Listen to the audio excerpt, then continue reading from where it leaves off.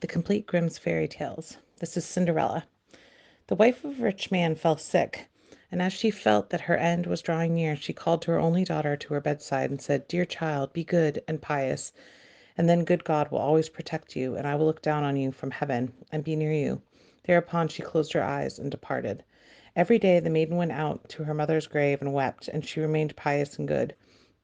When winter came and the snow spread, a white sheet came over her grave, and by the time the spring sun had drawn it off again, the man had taken another wife. The woman had brought with her into the house two daughters, who were beautiful and fair of face, but vile and black of heart. Now began a bad time for the poor stepchild.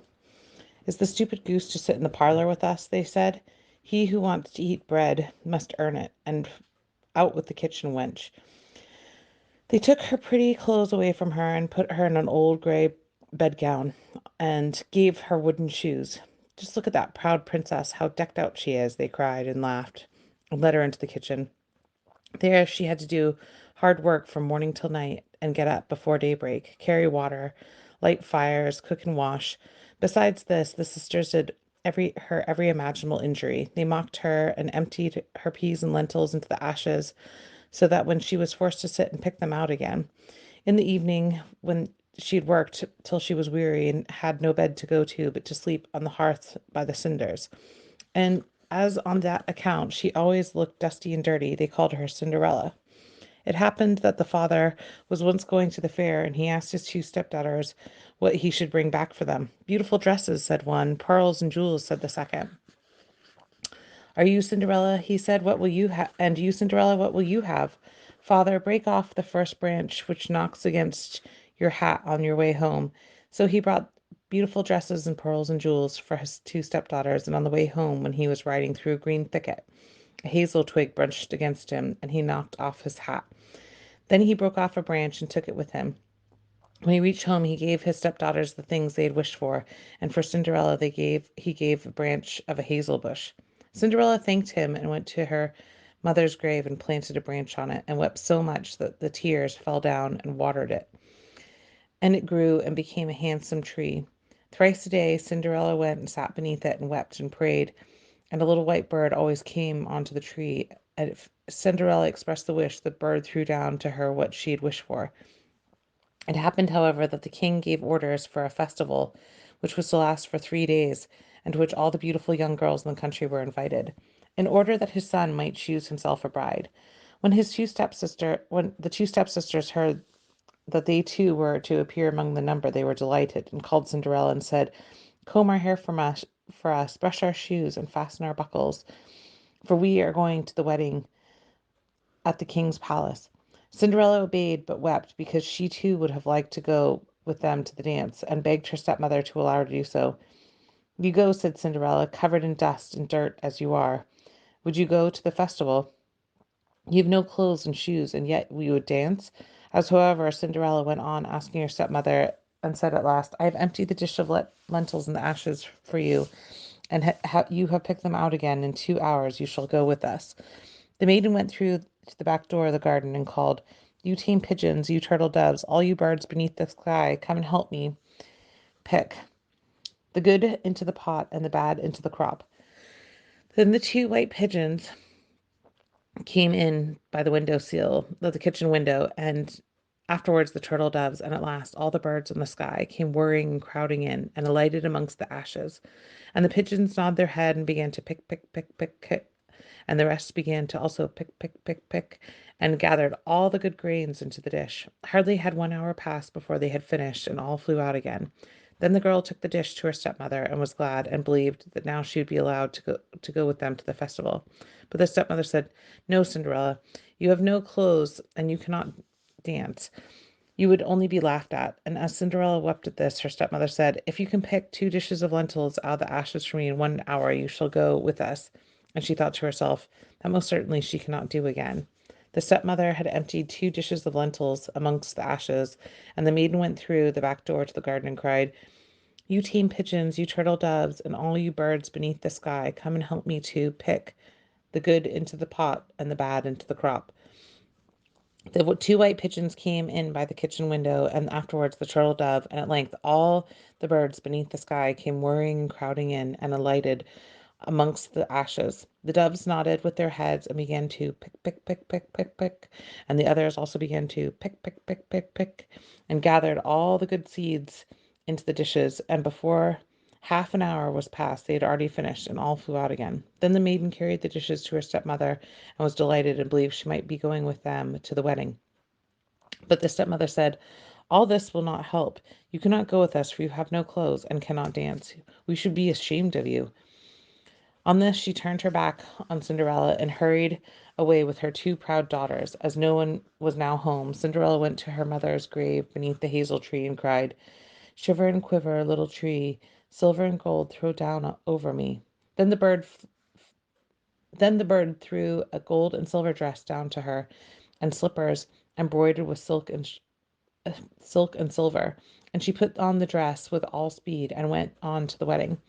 Her stepsisters and her stepmother, however, did not know her, and thought she must be a foreign princess, for she looked so beautiful in the golden dress. They never thought at once of Cinderella, and believed she was sitting at home in the dirt picking lentils out of the ashes. Then the prince approached her and took her by the hand and danced with her. He would dance with no other maiden, and never let loose of her hand. And if anyone else came to invite her, he said, "This is my partner." She danced till it was evening, and then she wanted to go home. But the king's son said, "I will go with you and bear you company," for he wished to see whom the beautiful maiden belonged. She escaped from him, however, and sprang into the pigeon house.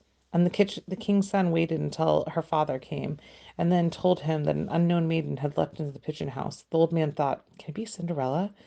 and had to bring with him an axe and a pickaxe that might hew the pigeon house to pieces, but no one was inside. And when they got home, Cinderella lay in her dirty clothes amongst the ashes, and a dim little oil lamp was burning by the mantelpiece. For Cinderella jumped quickly down from the back of the pigeon house and run to the little hazel tree, and there she had taken off her beautiful clothes and laid them on the grave, and the bird had taken them away again. Excuse me. And then she seated herself in the kitchen amongst the ashes and her gray gown. The next day, when the festival began afresh, her parents and stepsisters had gone once more, and Cinderella went to the hazel tree and said, "Shiver and quiver, my little tree, silver and gold throw down over me." Then the bird threw down a much more beautiful dress than on the preceding day, and when Cinderella appeared at the wedding in this dress, everyone was astonished at her beauty. The king's son had waited until she came, and instantly took her by the hand and danced with no one but her. When others came and invited her, he said, "This is my partner." When evening came, she wished to leave, and the king's son followed her and wanted to see which house she went. But she sprang away from him and into the garden behind the house. Therein stood a beautiful tree on which hung a magnificent pears. She clambered so limbly between the branches like a squirrel that the king's son did not know where she had gone. He waited until her father came and said to him, "The unknown maiden has escaped from me, and I believe she has climbed up in the pear tree." And the father thought, "Can it be Cinderella?" And he had an axe brought and cut the tree down, but no one was on it. And when they got into the hot kitchen, Cinderella lay there amongst the ashes as usual, for she had jumped down to the other side of the tree and taken the beautiful dress to the bird on the little hazel tree and put it on her gray gown. The third day, when her parents and sisters had gone away, Cinderella once more went to her mother's grave and said, "Shiver and quiver, my little tree, silver and gold throw down over me." And now the bird threw down to her a dress which was more splendid and magnificent than any had been yet, and slippers were golden. And when she went to the festival in the dress, no one knew how to speak for astonishment. The king's son danced with her only, and if anyone invited her to dance, he said, "This is my partner." When evening came, Cinderella wished to leave, and the king's son was so anxious to go with her, but she escaped from him so quickly that he could not follow her. The king's son, however, had employed a ruse, and had caused the whole staircase to be smeared with pitch, and there, when she ran down, the maiden's left slipper remained stuck. The king's son picked it up, and it was small and dainty and all golden. Next morning he went with it excuse me, went with his father and said to him, "No one shall be my wife but whose foot fits into this golden slipper." Then he then were two sisters glad, for they had pretty feet. The eldest went with the shoe into her room and tried it on, and the mother stood by. But she could not get her big toe into it, and the shoe was too small for her. Then her mother gave her a knife and said, "Cut the toe off.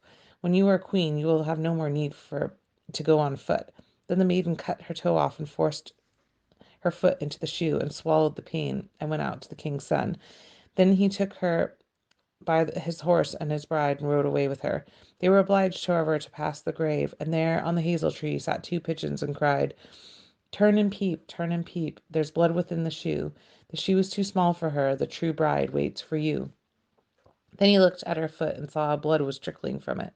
Then he turned his horse round and took the false bride home again, and said she was not the true one, and that the other sister was to put on the shoe. Then this one went into her chamber and had got her toes safely into the shoe, but her heel was too large. So her mother gave her the knife and said, "Cut off a bit of your heel. When you are queen, you will have no more need to go on foot." Then the maiden cut off a bit of her heel and forced her foot into the shoe and swallowed the pain and went out to the king's son. He took her he took her on his horse as his bride and rode away. But when they passed by the hazelnut tree, the two pigeons sat on and cried, turn and peep, there's blood within the shoe. The shoe is too small for her, the true bride waits for you." And looked down at her foot and saw blood was running out of the shoe, and how it had stained her white stocking quite red. Then he turned his horse and took the false bride home again. "This is also not the right one," he said. "Have you no other daughters?" "No," said the man. "There's still a little stunted kitchen wench, which my late wife left behind with her, but she cannot possibly be the bride." The king's son said he was to send her up to him, but the mother answered, "Oh no, she is much too dirty. She cannot show herself." But he absolutely insisted on it, and Cinderella had to be called. First she washed her hands and her face clean, and then went and bowed down before the king's son, who gave her the golden shoe. Then she seated herself on the stool and drew her foot out of the heavy wooden shoe and put it into the slipper, which fitted like a glove. And when she rose up and the king's son looked at her in the face, he recognized the beautiful maiden who had danced with him and cried, "That is the true bride." And the stepmother and the two sisters were horrified and became pale with rage. He, however, took Cinderella on his horse and rode away with her. As they passed by the hazelnut tree, the two doves cried, turn and peep, no blood is in the shoe. The shoe is not too small for her, the true bride rides with you." When they had cried that, the two came flying down and placed themselves on Cinderella's shoulder, one on the right and one on the left, and remained sitting there. When the wedding with the king's son was to be celebrated, the two false sisters came and wanted to get into favor with Cinderella and share her good fortune. When the betrothed couple went to the church, and the elder on the right side and the younger on the left, the pigeons pecked out the eye, one of each of them. Afterwards, as they came back, the elder was at the left and the younger at the right, and then the pigeons pecked out the other eye from each, and thus their wickedness and falsehood they were punished with blindness for all their days.